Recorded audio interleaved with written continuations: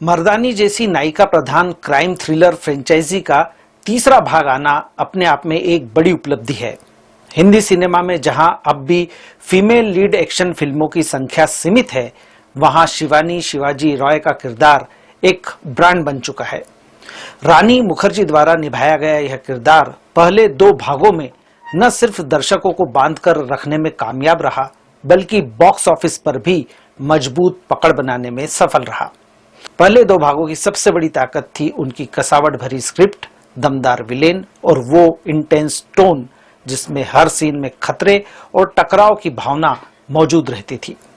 मर्दानी 3 में भी यही उम्मीद लेकर दर्शक थिएटर पहुंचते हैं, लेकिन यह फिल्म उस कसावट को पूरी तरह दोहरा नहीं पाती। इस बार शिवानी शिवाजी रॉय को 2 नाबालिग लड़कों के अपहरण का केस सौंपा जाता है। इनमें से एक लड़की एक एम्बेसडर की बेटी है, जिससे मामला सिर्फ आपराधिक नहीं बल्कि डिप्लोमेटिक और संवेदनशील भी बन जाता है। जैसे जैसे जांच आगे बढ़ती है, यह साफ होता है कि इस अपहरण के पीछे की साजिश साधारण नहीं बल्कि बेहद खतरनाक और अंतर्राष्ट्रीय स्तर से जुड़ी हुई है। कहानी का आइडिया दमदार है, लेकिन उसे परत दर परत खोलने की बजाय फिल्म कई जगह जल्दबाजी में आगे बढ़ जाती है। अपराधियों की मंशा, नेटवर्क और उनके असली मकसद पर बहुत देर से रोशनी डाली जाती है, जिससे दर्शक की जिज्ञासा धीरे धीरे कमजोर पड़ने लगती है। मर्दानी सीरीज की पहचान रही है उसका रियलिस्टिक ट्रीटमेंट और लॉजिकल प्रोग्रेशन, लेकिन मर्दानी 3 में कई ऐसे सीक्वेंस हैं जो दर्शक को सवाल करने पर मजबूर करते हैं। उदाहरण के तौर पर मुख्य आरोपी अम्मा का शिवानी के घर तक पहुंच जाना और वहां से बिना किसी ठोस एक्शन प्लान के निकल जाना किरदार की इंटेलिजेंस पर सवाल खड़े करता है। इसी तरह जेल से अम्मा का भाग जाना, सस्पेंड होने के बावजूद शिवानी का अपनी टीम के साथ खुलेआम ऑपरेशन चलाना और अपराधियों के पीछे श्रीलंका तक पहुंच जाना, ये सभी घटनाएं कहानी में ड्रामा तो पैदा करती है, लेकिन लॉजिक की कसौटी पर कमजोर पड़ती हैं।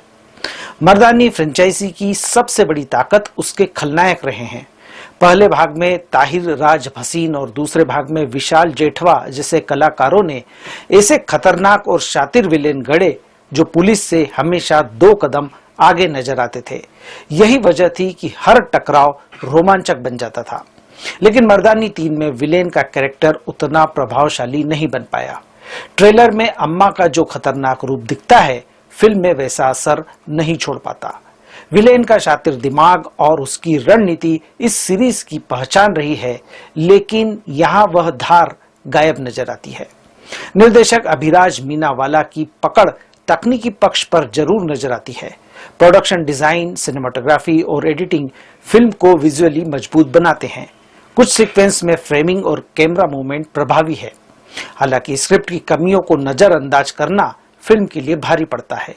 तकनीकी मजबूती के बावजूद कहानी दर्शकों को उस स्तर तक नहीं खींच पाती जहां वे भावनात्मक और मानसिक रूप से पूरी तरह जुड़ सके। रानी मुखर्जी एक बार फिर शिवानी शिवाजी रॉय के किरदार में पूरी तरह फिट बैठती है। एक्शन सीक्वेंस हो या इमोशनल मोमेंट्स, हर जगह उनका अनुभव और स्क्रीन प्रेजेंस साफ झलकता है। वह अकेले के दम पर कई सीन को संभाल लेती है। जिशु सेन गुप्ता जैसे सक्षम अभिनेता को फिल्म में सही तरह से इस्तेमाल नहीं किया गया है। मल्लिका प्रसाद की एक्टिंग ठीक है, लेकिन उनके किरदार को जिस गहराई और परतों की जरूरत थी, वह स्क्रिप्ट में नजर नहीं आती। बैकग्राउंड स्कोर जरूरत से ज्यादा लाउड है, जो कई सीन में इमोशन और सस्पेंस को बढ़ाने की बजाय उसे ओवरड्राइव में डाल देता है। एक्शन सीक्वेंस प्रभावी हैं, लेकिन उन्हें और ज्यादा शार्प और इनोवेटिव बनाया जा सकता था। कुल मिलाकर मर्दानी 3 एक ऐसे मजबूत ब्रांड की फिल्म है जो अपने ही सेट किए गए स्टैंडर्ड पर खरी नहीं उतर पाती। जहां पहले 2 भागों में स्क्रिप्ट की कसावट, खतरनाक विलेन और टाइट नैरेटिव ने दर्शकों को बांध कर रखा था, वहीं तीसरे भाग में लॉजिक गैप्स और कमजोर विलेन फिल्म को कमजोर कड़ी बना देते हैं। रानी मुखर्जी की दमदार मौजूदगी फिल्म को पूरी तरह डूबने से जरूर बचाती है, लेकिन सीरीज के फैंस को इस बार वह थ्रिल और शॉक वैल्यू नहीं मिल पाती जिसकी उन्हें उम्मीद रहती है। इस फिल्म को मैं 5 में से 2 स्टार देता हूं।